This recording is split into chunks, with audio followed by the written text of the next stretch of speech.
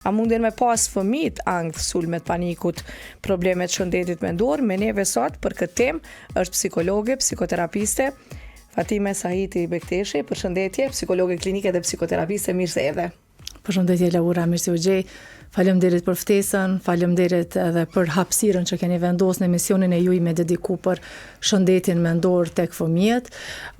Shpresoj shumë që të gjithat ata prindër që tash kanë me ndjek emisionin të paktën kanë me marrë një informatë e cila ka me qenë e rëndësishme për ta, që specifikisht e kisha drejtuar tek nevoja e psikoedukimit për prindrit, që ju e nisët emisionin shumë bukur duke elaboruar, duke thonë që të vegjëlit na shpesh herë mendojmë që ndoshta nuk po përballem me një situatë siç i referohemi që gjendjeve të ndryshme emocionale, por realisht në workshopet e fundit, në punëtoritë e fundit cilat i kemi realizuar me prindrit, që shumë hezitojnë me marrë pjesë, sepse realisht konsiderohet që shëndeti mendor i fëmijëve pak më shumë ndoshta nga hapësira mediatike që ju kanë dhënë vetëm çrregullimeve zhvillimore, prindrit në shumë të rasteve kur ftohen për me marrë pjesë me një punëtori që ka për qëllim me ngrit vetdijen e tyre për mënyrën që po prindrojnë me fëmijën, sepse mënyra që na prindrojmë me fëmijët e tonë, në nanat specifikisht sepse bara në kulturën tonë drejtohet pak më tepër nanës, lën gjurmë të thella në mënyrën se si do të jetë ai fëmijë si rritur,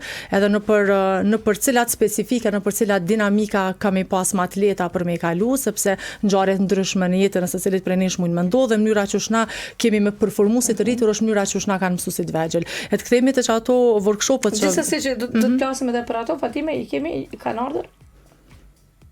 I kemi karriere tonë tjetër? Jo, në rregull, mendova që kanë ardhur. Atëherë kështu, do të flasim gjithsesi, por fillimisht të ftojmë gjithë dëgjuesit ta pëlqejnë faqen tonë zyrtare në Facebook Radio Kosova, edhe në Instagram ta shpërndajnë edhe me miqtë e tyre. Aty keni intervista të shumta, qoftë nga programi i parë, qoftë nga programi i dytë, dhe po ashtu ta bëni subscribe kanalit tonë zyrtar në YouTube, ku aty tek videot e Radio Kosovës edhe i gjeni të plota. Ne do të shkojmë me pak ritëm, me pak muzikë, edhe kthehemi shumë shpejt. Pra tema për sot, problemet e shëndetit mendor tek fëmijët, duke mos që shumë herë neglizhojmë atë se si ndihet fëmiu, si ndihen të vegjëlit tanë. Shumë herë fatkeqësisht edhe i neglizhojmë fëmijët, qoftë mos pase çka ka konkretisht, ose hajtë se është fëmijë, ose janë ato terme tona të shpeshta në shoqëri, po lazdrohet ose është lazdru. A kanë fillimisht problemet shëndetit mendor fëmijët, qoftë sulme paniku, qoftë ankth, qoftë stres, qoftë depresion, a mundet me ndodhë tek fëmijët? Laura, nga përvoja e gjatë klinike e drejtuar specifikisht tek zhvillimi i fëmijëve dhe tek vështirësitë në për cilat ata mundin me kalu. Marr parasysh që nëse një prindër duke dëgjuar emisionin dhe unë deklarom që po fëmijët kanë problemet shëndetit mendor ose jo fëmijët kanë problemet shëndetit mendor, secili prej neve ndoshta del në pozicionin edhe e analizon situatën edhe përgjigjen e një psikologu që ka background edhe ka ekspertizë caktuar në çat fush, edhe në një moment mundet me ngjall ndoshta një sistem alert, një alarm trupit edhe të trunit një nanës ose të një prindi për me reagu dhe mi bo konsultime pa fond fëmis, ose mundet me neglizhu total krejt situatën edhe me thonë jo, kjo nuk qëndron për fëmijët. Sigurisht që të dyja të dim që të gjithë ata që po na dëgjojnë e dinë që për neve gjithëve që jemi të rritur, faza më e rëndësishme ka qenë fëmijëria. E fëmijëria i ka dy komponente. E ka temperamentin, cila është me u shpjegu prindërve më mirë, që ajo energjia psikologjike, që ajo mënyra që na reagojmë në për situata, mënyra që kena me menaxhu stresin, që kena një farforme si një dhuratë biologjike me cilën na lindim. E kjo është shumë e lehtë me u pa dhe me u kuptu. Nëse na e vizitojmë neonatologjinë, shohim që disa bebe çajnë më shumë, disa bebe çajnë më pak, disa reagojnë më shpejt, disa reagojnë më ngadale. Pra fëmijët vinë me temperamentin e tyre, me çat stabilizuesin e gjendjes emocionale të lindur. Kjo sigurisht që ndërtohet me kalimin e viteve, sigurisht që ndërtohet me eksperjencat edhe me përvoja që secili fëmijë ka me pas në jetën e vet, për me formu përfundimisht ato që na njohim si personalitet. Po patjetër që fëmijët, adoleshent, të rriturit, të moshuarit, secili prej neve mundet me qenë pjesë e një vështirësie, një problematike të shëndetit mendor që mujna me kalu me një fazë apo me një fazë tjetër. E rëndësishme nëse pjo drejtohemi tash specifikisht fëmijëve, e rëndësishme është me ditë që kur po kalojmë një gjendje të caktuar, kur po kalojmë një problematikë të caktuar, çka kemi vepruar na si prind. qysh e kemi mbështet situatën as si prind.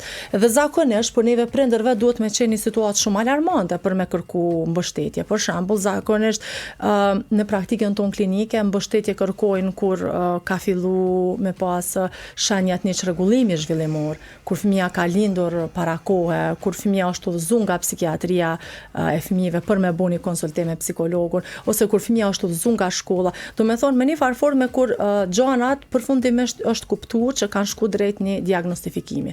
Nështë ai shumë nal para diagnozës, para se me ardhur deri te një diagnozë përfundimtare, sepse fëmijët kalojnë nëpër shumë gjendje emocionale dhe shumë rrallë prindrit kërkojnë mbështetje për çato situata. Jo pse prind ndoshta nuk dojnë, sepse secili prind mundohet me dhuru më të mirën për fëmin e vet, por na herë mundet me ndodhë që nuk është mjaftueshëm i vetëdijshëm për me kuptu në për çka po kalon fëmijët. Na nuk mundam mi mbrojt fëmijët e tonë për eksperiencave jo të mira. Mundesh me qenë nanë mrekullueshme, po ka ndodhur një aksident me makinë. Mundesh me qenë nanë mrekullueshme, po e rrit një fëmijë e vetme, pa mbështetjen e bashkëshortit. Mundesh me qenë nanë shumë e mirë, po fokuset për momentin është sa po je regjistruar studime, apo sa po e ke fitu një punë, edhe ka dalë me një farë forma e debalanca familjare. Pastaj mos harrojmë edhe bullizmat e shumta, sepse nuk ndodhin vetëm tek fëmijët.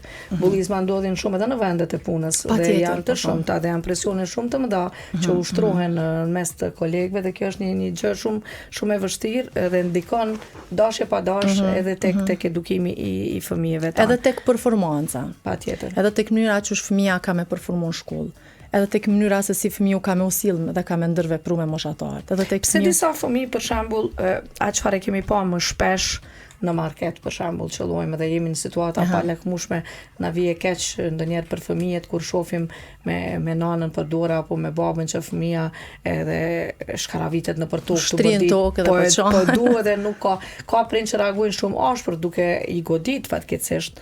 Po ka edhe prind që mundohen e lënë ashtu lënë le të çaj se qetësohet dikur, po ka dikur që edhe afrohet edhe bisedon, mundohet me ia sqaruar cila metodë është më e mirë, edhe pse ndodh një gjë e tillë tek fëmiu.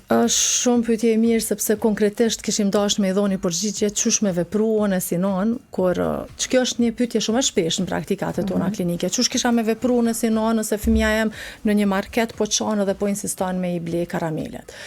Ose po çon edhe po insiston me ble diçka që nuk është për to, ose po e blen në mënyrë të vazhdueshme, ka një fiksim që po e blen vazhdimisht një produkt cilin e dërgon deri në shtëpi dhe cili nuk e përdor, cili nuk na duhet neve për gjonat e tona ushqimore, nuk i shërben kur gjo fëmis, po megjithatë nëse nuk i plotësohet kërkesa imediate, menjëhershme aty për aty shme fëmis, ai e ka një reagim. O shumë e rëndësishme me kuptu motivin e sjelljes problematike për cilën po bën fëmia. Në çdo rast fëmiu po përplaset, po çon, cila është arsyeja? Arsyeja është për me e ble çokoladën.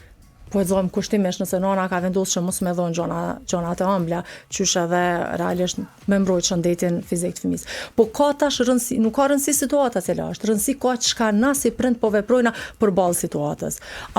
Shumë herë prindërit më kanë pyet, Fatime, a është e mirë nëse e kam lënë me çajt? A është e mirë se ja kam ble disa herë? Fatime, është e mirë se e kam marrë dhe ashtu e kam largu zvarr, e kam largu prej marketit edhe kam krejt përsorat e tjerë që kanë qenë duke ble ose duke marrë gjana tjera, më kanë shiku mu. Cila është më e mira me vepru në këtë rast? Krejt veprohet sipas moshës.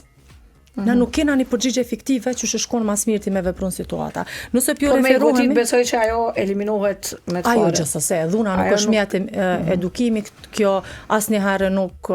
Dikon negativisht pastaj normal tek shëndeti mendori. Patjetër që ka pasojat shumë afatgjata në mënyrën që mas pari ka me modelu sjelljen e prindit, ka me ndërvepru me moshatarët dhe ka me mësu me zgjidh të gjitha situatat ku kërkojnë negociat. Ajo është një negociat ndërmjet një nane, edhe një fëmijë dhe një nane cila ka vendosur mos me ia ble fëmis një produkt. Po godit fëmia bëhet një korelacion. Fëmia ka me imitu nanën, potencialisht ka gjasa me imitu, kurdo herë tjetër që gjendet me një situatë për me negociu. Prandaj kjo nuk vjen në konsiderat dhe nuk i shumë nal me diskutu, se besoj që atë shumë ja kemi kushtu hapësirën edhe kemi diskutu sa mendoj që një shumicë e madhe prindërve e kanë kuptu që dhuna nuk është mjet me cilin na edukojmë. Por nëse i referohemi moshës prej 0 deri në 5 vjeç, shka i shkon më e mira nëse një fëmijë është 3 vjet e gjys, 4, 5, edhe është e përjetu, çajo që po përjeton është një tantrum, është një shpërthim i pastër emocional përballë një kërkese që e ka pas. Në çdo moshë konsideroj nga përvoja që më e mira kishte qenë me lon fëmijën me çajt. Me lënë fëmijën me qajt, po ti me i qëndru afër, se ti e burimi i emocionit, ti e burimi i sigurisë, ti e figura atashuese me cilët fëmia e ka bo lidhjen, edhe ti e ajo që ja jep emocionin, sigurinë edhe mbështetjen fëmijës. Njëtën kohë është mënyra më e mirë për me mujt me mësu fëmijës emocionet edhe shprehjen verbale, sepse edhe studimet e kanë dokumentuar që në vendin tonë fëmijët shumë pak e njohin emocionet. Zakonisht e njohin emocionin nervoz, jam nervoz dhe me nervoz i aludohen të gjitha emocionet cilat ka mujt me i tmerrum, i friksum, i zemrum, i irritun me ty, i dëshpërum, asnjënën prej këtyre mbiemrave, asnjënën prej këtyre emocioneve fëmia nuk e përdor përveç emocionit nervoz. Fatkeqësisht kjo bartet edhe kur të rritemi, sepse na i emërtojmë, sepse na e emërtojmë situatën, çfarë që ja kemi lënë. Na shohin edhe në reagime thonë është nervoz ose është histerike. Ti ndoshta je dëshpërume. E zhgënjyme nga veprimet e dikujt tjetër dhe kjo ndërlidhet pikërisht tek fëmijëria sepse po e shoh mënyra që është ndërtuar që po e tregojnë që është shumë moshë e rëndësishme puna e fëmijës. Tash është mënyra më e mirë që ti sinohen mund është mja spjegu fëmijës ti po qan. Është shumë e rëndësishme mja verbalizu situatën që apo ndodh. Mamet ti po qan, se mami ka vendosur mos me ta ble lodrën. Pra duhesh me ja thonë fëmijës. Se fëmia ka nevojë me ndëgju çka po ndodh. Zakonisht është fëmijë smerr vesh. Absolutisht. Tantrumet, shpërthimet emocionale, fëmia ka nevojë me kuptu çka po ndodh. Ndonjëherë prej një gjendje kalon gjendjen tjetër dhe ka prind që raportojnë se ka ndodhur minutazh shumë e gjatë kur fëmia ka qajt. Mendoj edhe guxoj me gjyku që nuk ka qenë tu e kuptu tani as pse po qan. Se nuk ju ka dhonë një sharem, është marrë është të rishë zvarë prej marketit, është fut makinë, gjanat kanë vazhdu, fëmija ka vazhdu me qajt. Çfarë është me keq ka raste kur edhe fëmijët ofendohen, fyhen në moshta të vogël, me shprehje nga më të ndryshme, të idiot, gjykohen për emocione. Ose atë frustrimin që e kanë për bashkëshorten, i kiguan në stone, ose hezi baba yt, ose fatkeqësisht duke ulë një figurë prindrore, duke fuqizuar një figurë tjetër. Këto janë shumë të dëmshme apo jo? Sigurisht po.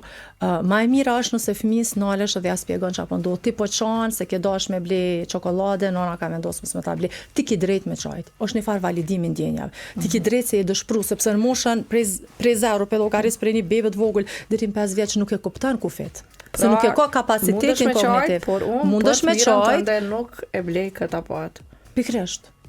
Mundesh me çaj. Sepse nona me çaj. Mundemi më ashtu edhe këtë fjalë. Patjetër. Dashuria është mënyra më e mirë me rrit, mënyra më e mirë me jetu është dashuria. Ashtu e thon, ndoshta receta më e mirë për me rrit një fëmijë çnetshëm në aspektin që asaj trollit psikologjik është dashuria. Cila do të qof mosha 5 vjeç, 10 vjeç, 15 vjeç, 20 vjeç. Dashuria i zgjidh çështjet. Hajde këtu flasëm, unë është mi thoni fëmijës që është mes 8, 9 dhe 10 vjet. Kjo është kërkesa jote. Po kur të mrin me 8, 9 dhe 10 vjet, duhesh m'ia dhon X-in edhe Y-in. Nuk ka çokoladë, po mundesh me marr këto ose këto. Mundesh me marr një mollë ose një portokall. Pra i ofron zgjedhje. Ndërkaq në moshat e ulta nuk e kanë fëmijët ende kapacitetin kognitiv me kuptu zgjedhjet dhe me kuptu çka po doin ose me mendu veten në të ardhmen. Unë për shembull shumë herë kum pas prind që më kanë thonë unë udhtoj çdo ditë me autobus, më duhet me marr djalin ose vajzën për me dërgu në kapsht dhe në ndërkohë gjithmonë para se me zbrit në stacion e ka një farë shpërthimi, çan, edhe na normalisht obligumi me analizu situatën më gjatë, po çka po ndodh, mos është një muzikë në sfond, mos po zbret bashkëbiseduesi prej autobusit apo mbetesh vet. Thot jo, edhe kur analizojmë pak më gjatë, unë zakonisht kur hyj në autobus i premtoj që kur zbresëm këna me marr akulloren. A ka mundësi që një fëmijë që është 3 vjeç, shkon kapsht me kuptu kur zbresim, me paramendu veten në të ardhmen, na e paramendojmë, e dim që me përfundimin e misionit kena me dalë me pi një kafe, kena ko me ushetit, kena ko me fol një temë tjetër ose kemi kthym punë, ndoshta te keni musafir tjetër e kështu me radhë. Po fëmia që ka 3 vjeç, fëmia nuk mundet me mendu veten në të ardhmen. Kapaciteti i tij zhvillimor dhe kognitiv nuk ja lejon me ditë që kur të përfundon autobusin ka me dal momentin kur nana e përmend akullorën, që kam ja blesë është problem që fëmia po ren mirë, fëmia aktivizohet, që atëherë ju ka kujtuar që ekziston akullorja dhe don këto dhe tash, se kapaciteti i tij nuk e lejon. Nëse flasim për një moshë 8, 9, 10, ti dhe mundesh me bë negociate në momentin kur zbritëm, ke drejt me marr këta, se ke drejt me marr këta. Se unë qëndroj jo vetëm unë. Hulumtimet të mbështesin, unë jam udhëtarja asaj që negociatat bëhen me fëmijën prej moshës 1 vjet. Na që 1 vjet e mësojmë fëmijën me negociu. Është kjo ose kjo. Është kjo mënyrë ose ajo mënyrë. Janë këto forma ose është kjo formë. Plot herë prindërit më ka thonë, po mirën e po e baj këto, po e kam ndjesinë sikur fëmia nuk po më kupton. Ti vazhdo bëne. Ti vazhdo bëne. Roli jon si prind është me mbështet, me ofru hapësirë, me qenë çato. Ndoshta na herë edhe jam pyet nga prind për shembull kam pas një rast cilën morale nga një shoqe imja për me ndo këtu. Thot Fatime, kemi udhëtu me aeroplan dhe kam vizitu motrën time në Gjermani këtu ditët e fundit, thot po pata një problem shumë të madh në avion kur kesh, se vajza, mosha 5 vjetë të gjysëm, sa po hypi ato, filloi ju drejtu një burit, ma ke nxon karrikën, tha dhe qajti, qa shtëm sa u shtri për tokën aeroplan, deri sa erdhen ekipa me ndihmu me qetësu, tu menu që ka përjetu na e solma na jankë nga frika fluturimit. Oke, unë alëm edhe bisedum pak ma gjatë, edhe unë e kuptova dhe po që keni folju për këtë fluturimin, që keni menduju që keni me fluturu, tha unë gjithmonë ja kom që do vetju, i kom të regu, kjo është aeroplani, kjo është dritarja, kimi pa që kur ngritit aeroplani, bon shpijat e vogla, ti kime fluturu, ja ka të regu një prall e cila realisht është reale, po ule ofër dritarës, ti shekrit këto të ndodhë. Kur kanë hipë dhe kanë pa që bileta qëndron ulsja është dikon tjetër, nuk e ka ataku dhe fëmija nuk e ka kapacitetin me mendu që nuk është ulsja jote. Najher janë detaje shumë të vogla. Tha, po s'mu ka kujtu, kjo ku ka konkret e letë. Po pra, se që kjo është shëndeti me ndur. Gjana shumë të leta. Pra, mashtrojmë dhe duhet jemi shumë të kujdesshëm. Atë se çfarë ju themi fëmijëve, sepse ata mbajnë mend dhe dinë ta kërkojnë të drejtën e tyre sepse më ke premtu kështu apo ashtu. Do të dëgjojmë një këngë do Lucia Fatimet na bëj gati këngën e parashevisi Makut, mos ja frish një lumturin, për deri sa atë na tregosh, unë e kam këtu një broshurë, dita botërore shëndetit mendor dhe tetor, shkruan shëndeti mendor te fëmijët. Me siguri që është një ndihmës për po prindërit. Kemi realisht në datën 10 tetor kemi bën një publikim të një fletushke të atyre workshopove që nisa vetëm me ju shpjegu se tek ne shëndeti mendor pak më tepër i referohet diagnozave klinike. Që kjo broshur është specifiku për diagnoza klinike kur fëmijët veç kanë një diagnozë. Zhvillim të vonë, autizëm, traumë, ankth të ndarjes për cilën të flasim më vonë, refuzim shkollor, mutizmi selektiv. Do të thonë, në praktikat tona klinike kemi shumë të zakonshme që prindrit na e kërkojnë shërbimin e tyre, mbështetjen e psikoterapisë për fëmijët që e kanë diagnozën. Dhe pak më të rrallë, fatkeqësisht, që kisha dashur me ngrit vetdijen e kemi këto kur fëmia nuk ka një diagnozë, po veç prindi nuk po mrin me menaxhu situatën. Unë ndonjëherë tham, po, shiko, për gjitha prindrimi është profesioni më i vështirë, unë pajtona, dorën larg kush pajtohet.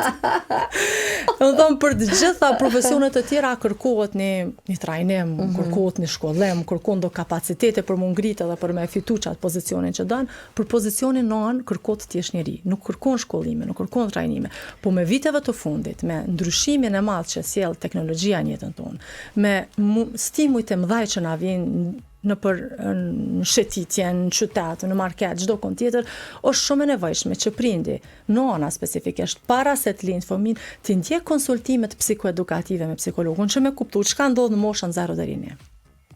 Çka ndodh në 1 deri në 2, çka ndodh 3 deri në 4, çka ndodh në për këto mosha ndryshme dhe pastaj të mos alarmohemi. Se kur jemi të alarmi, në javën që shkoj kisha një nonë shumë shqetësuar që më telefonoi tha, vajza jam ka pre, mosh tankutha edukatorja e kopshte që vajza jam ka pre me gëshor bluzën që ka pas vesh dhe edukatorja kur e ka pa ka qenë shumë e shqetësuar, mosia që vajza më lëndu ka qenë e madhe krejt këto. Po sa është mosha e vajzës, mosa e vajzës është 3. Po çka kanë bërë disa ditë para se ajo me pas gëshëret, është për herë të pari ka pa gëshëret, se fëmijët manipulojnë me objekte, kjo shishjak, hapët ka paku, disa herë derisa ti ushtron durët e veta të vogla, se çush ka me u manipulu me objektet. Patjetër, dhe eksplorimi është mënyra më e mirë çush ka me mësu. Tha për herë të parë mësuesja kanë filluar me i bë ato shkaravinat e moshës, me çit stikirat në fletore, me i prej lulet, me i prej figurat, ajo ka gjetë gëshëret dhe ka filluar me prej bluzën. Çka i shkon në mënyra më e mirë për me bon që tras, me thonë, okay, durët e tua të vogla, po dojnë më ushtru. Po sa herë dojnë më ushtru, na kena me pas një flit. Se ta she, bluza jonë e mirë u shky dhe bluza jonë e mirë mundet më kone me mërzitur se ti e ke. Përveç kanë të rriturin, ndërsa na lëdojmë ato ka dashur me vetë lëndu vetën që një 3 vjeçare. Po pra, një që nuk shkan me konceptin, përveç nëse ka imitu ose përveç nëse ka modelu, ose ka pa naj video, ose ndonjë video, ndonjë film. Naj përmbajtje të papërshtatshme. Po kur është alarm? Alarm është nëse përsëritet. Alarm të na përbën frekuenca. Nëse mua më thu që për gjatë gjithë mujit, çdo ditë vajza ka bë këtë veprim, atëherë kërkohet nështë formimi një ekipe, prezenca edukatorit special për me eksploru pak ma shumë qa ka ndodh, observimet në shtëpe, observimet në kopsht, observimet brenda qendrave tona, që me mujt me pas në një përgjigje konkrete. Nuk mundet me qenë alarm kur fëmija eksploran me trupin e vet, me rrobat e veta, me mjetët që i ka përret. Po çka është alarmi këtu? Alarmi këtu është nevoja e ne prindërve për me ndjek çka është ajo që është zhvillim i shëndetshëm, çka është trulli i shëndetshëm psikologjik, çush po i rrisëm dhe çush po i edukojmë fëmijët e tonë, çka duhemi me bën mosha të veçanta, çka duhet me bën kur fëmia jam është 10 vjeçar dhe e prem blluzën, se kjo tani është dallem, çka duhet me bën kur fëmia jam është 10 vjeçar, 3 vjeçar dhe ka prem blluzën. Pra, forma të ndryshme, reagime të ndryshme, përgjigje të ndryshme. Moshës. Po e shoh në këtë broshurën edhe anktin e ndarjes te fëmijët. Çka është konkretisht ankti i ndarjes te fëmijët? Po, Laura, unë besoj që secili prej neve, nëse nuk e kemi përjetu vetë, kemi pas rasin me pa ndonjë skenë ku futemi në kopsht ose në shkollë dhe shohim një fëmijë që çon edhe nuk don me hy. Kjo është njëna prej pasqyrave. Ka shumë që nuk dojnë me. Pse ndodh kjo? Nisa qëto me spjegu që kjo është njëna prej pasqyrave të para që na jep një informacion që si duket diçka nuk po shkon mirë. Nanat, po e fusa dhe vetën aty se e kam përjetu, jemi të prirur me mendu që nështë klasa s'pi pëlqen, nështë mësusja, e kanë kasmu dikush prej shokëve, po janë drejt kopshtin, prape një ta gjanë kopshtin tjetër. Ka rase kur fëmijët i lëm tu qajtë dhe pastaj vazhdojmë qajmë edhe ne. Po, shumë, pa fund. Ka rase që ndihemi fajtor gjithë ditën punë pastaj. Çështja është që një fëmijë i cili deri në një moment caktuar, varësisht moshës që kemi vendosur me çuse kopshtet janë intervenimet prej 6 muaj, 9 muaj deri në 5 vjeç kur fëmia përfundon parafilloren, varësisht në cilën moshë kemi dërguar në kopsht, fëmia ka një kapacitet me kuptu dhe me di që po ndahet prej figurës atashuese. Qoftë ai kujdestari, qoftë baba, qoftë nana, që është në shumicën e rasteve është nana. Normalisht që çajo ndarje përbën një dhimbje emocionale, edhe për nanën, ashtu siç e the, edhe për fëmin. Nana e ka aftësinë edhe kapacitetin kognitiv me kuptu që kjo bëhet për të mirën e fëmis. Babave fëmijët me që është mirë pra çajnë më pak? Përveç nanave me të shyse që se kanë atë mundësi. Jo, ndoshta çajnë më pak për faktin që lidhja është ndryshe. Lidhemi ndryshe dhe varësisht me cili nga figurat e tona, nana ose baba na jep çat sigurinë, ne çojmë po e fus edhe veten kur jam qenë e vogël që po largohemi dhe shumica e nanave asnjëherë nuk e dinë që realisht fëmiu kur ndahet me nanën, çon jo pse po i ndodh fëmis diçka, po se ai mendon që ty ka me të ndodh diçka. Domethënë është një pasqyrim krejt brengosët për ty. Ka ankth të ndarjes i cili fillon edhe fillon zakonisht në kopsht. Fëmiu çon se nuk din ku jete. Nuk din çka po ndodh me ty. Nuk e ka të qartë a jetin e sigurt se fëmiu është në një vend sigurt. Një vend ku ka ushqim, sigurisht që ka dashuri. Ne menduar që është e kundërta. Po, prandaj çajo lufta jonë është ngritja që asaj vedis që na me kuptu çfarë po ndodh. Edhe nëse na si nana brengosemi dhe bëjmë shprehjet e tona trupore janë anksioze, friksohemi me lon fëmin, aq më shumë ngritet ankthi të fëmia. Sepse aq më shumë që shef fëmia shqetësim te na. Çfarë duhet të themi fëmijët në ato momente? Nëse na kemi vendosur që fëmia me shku në kopsht edhe po llogaris që jo të gjitha herët kur fëmia çon ka ankth ndarjes, se na e shpjegum që kjo duhet jetë frekuencë. Llogaris që kanë kaluar një muaj, edhe fëmia po çon vazhdimisht, guxojna me mendu që kemi nevojë me konsultu tash një psikolog klinik për me pa nëse kena të bëjmë ankth ndarjes. Nëse sigurohemi që kemi të bëjmë ankth ndarjes, po edhe nëse janë vetëm shenja të paralajmëruese të një ankthi që ka mujt më zhvillu të fëmis, puna e parë është kemi punë me veten tonë. Kemi vendosur me dërgu, edhe kemi vendosur me qëndru deri në fund punës tonë. Me qetësu fëmin, nuk është as roli nanës as edukatorës i shnetshëm që të fazë. Se fëmia pa diskutim që qetësohet, e merr sot e bën off prej punës, nuk po shkojnë punë, pe lo, po çon, pe ndroj kopshtin, e rrit ankthin, kalojna në një rreth vicioz, kalon nga një kopsht në kopshtin tjetër. Fëmiu vazhdon çon, vazhdon dihet i pasigurt se çka ka ndodhur me prindin. Kur e kalon dhe ti, fillon edhe dyfish ndihesh më keq. Çështja këtu kish më qenë më e mirë është më u shpjegu fëmis. prej momentit kur e futëm makinë ose kur nisemi për me dalë prej shtëpisë, kemi me shku në kopsht. Unë e di që ty ndoshta nuk po të pëlqen, ndoshta. Gjithmonë kena me pas kujdes çfarë shpjegimi pe javën. Dhe më thonë, po Fatime, fëmia imi ka 2 vjet, unë çu më shpjegu kështu, po ç'to kemi më shpjegu? Nëse ka 2 vjet kena më lexuani prall. Lepuroshi vogël një ditë shkoj në kopsht. Ka mënyra që kemi me trajtu varësisht moshës. Edhe kemi me shpjegu fëmijës që ti kemi shku në kopsht, nana ka me shku në punë. Sa më të shpejt që e bojmë ndarjen, kur e lojmë në kopsht tek pjesa e këpucëve kur e dathim, e përqafojmë, e përshëndesim, aq ma let, aq ma shnetshëm e përballon truri fëmis. Sa ma shumë që qëndrojmë bashkë me fëmijën, e përqafojmë, ndonjëherë çajmë edhe vetë, ndonjëherë e pyesim mësuesin, a je sigurt që s'ka ndodhur diçka? Te fëmijët këto memorizohen si sinjale të rrezikut. A je sigurt, a ka ndodhur diçka, mos e ka shty dikush. Ky zakonisht nuk çon dikon. Po zakonisht nuk çon të doja dhe të halla. I ndëgjon të gjitha ato. I ndëgjon të gjitha dhe ndihet aq më shumë i pasigurt. Çështja është që na nuk duhemi me të qëndru në çët rast si një burim që po ja mban anktin gjallë. Kush e mban anktin gjallë?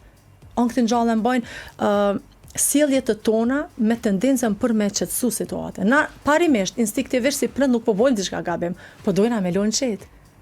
Po na nuk e dim çka ndodh mas në nalt kur të mbyllet dera. Ndjenja çush fëmia është ndi. Nëse e përshëndesim, e përçafojmë, i urojmë një ditë në bardhë, asesi nuk largohemi ti në zesht me u largu, se ka shumë prind që na thonë neve në qendra.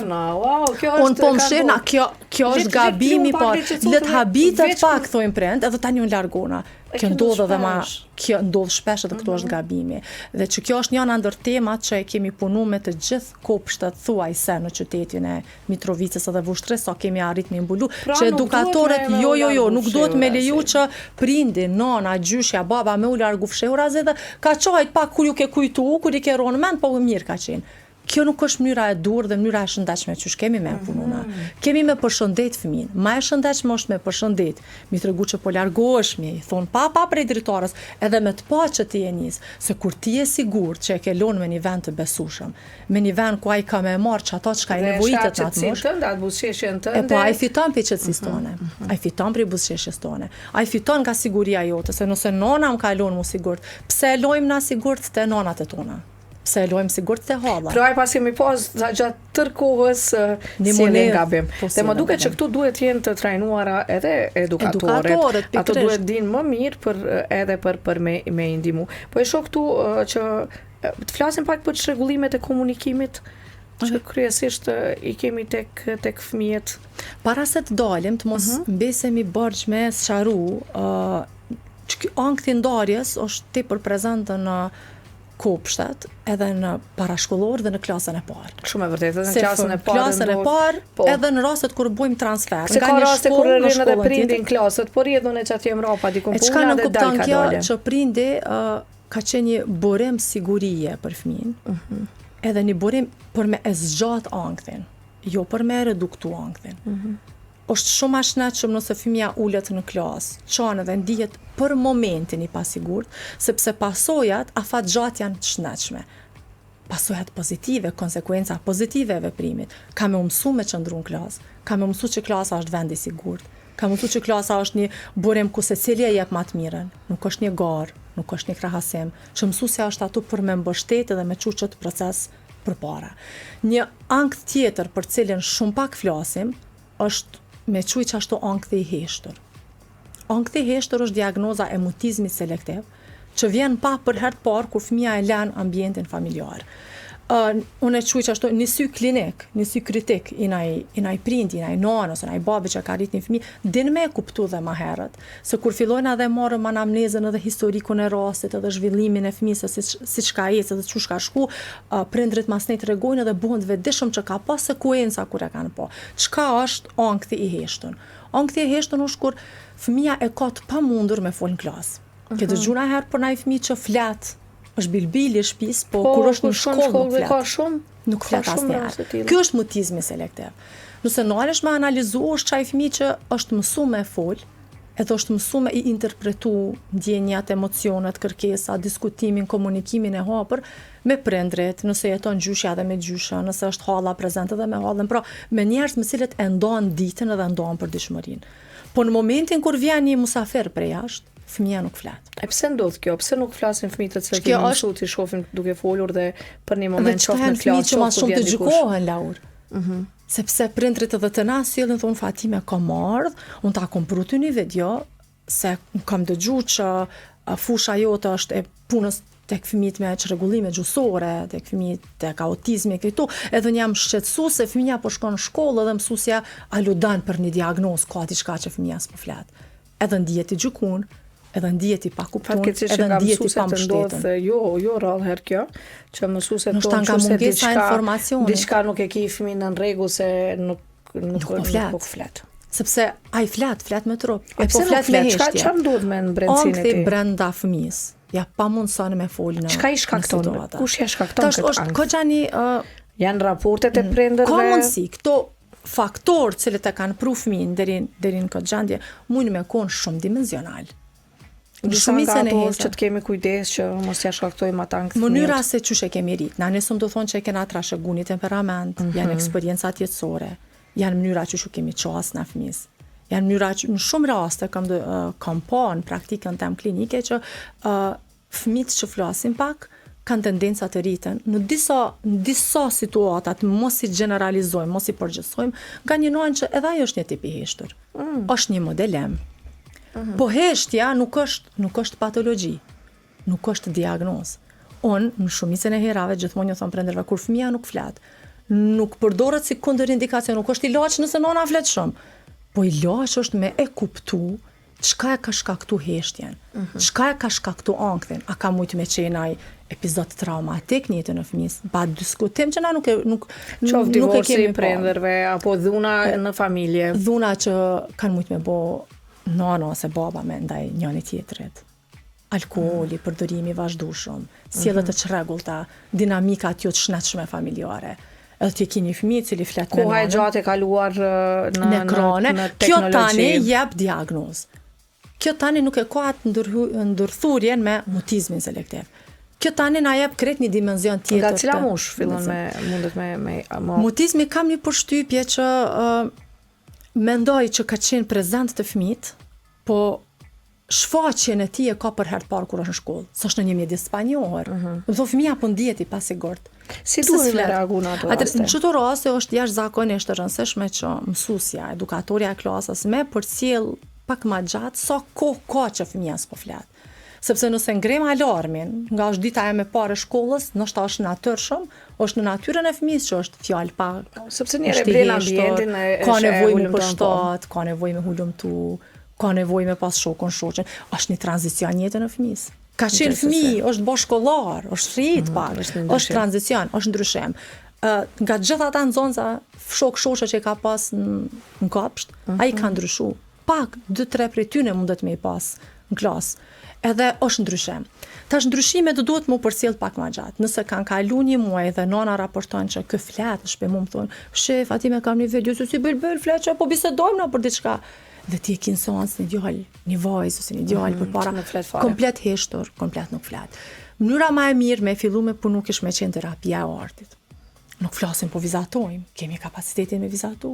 Nuk flasim po shkruajmë, dhojmë përgjigje. Nëse prindërit duhet me reagu. Këto është çështja e kompleksitetit të kësaj diagnozës, se fëmia me ty si prind flet. Po fëmia nuk flet në ambientet ku nuk je ti, se ti je burimi i sigurisë, ti je forca, ti je çajo lidhja që jep. Është plotësisht e ndaluar.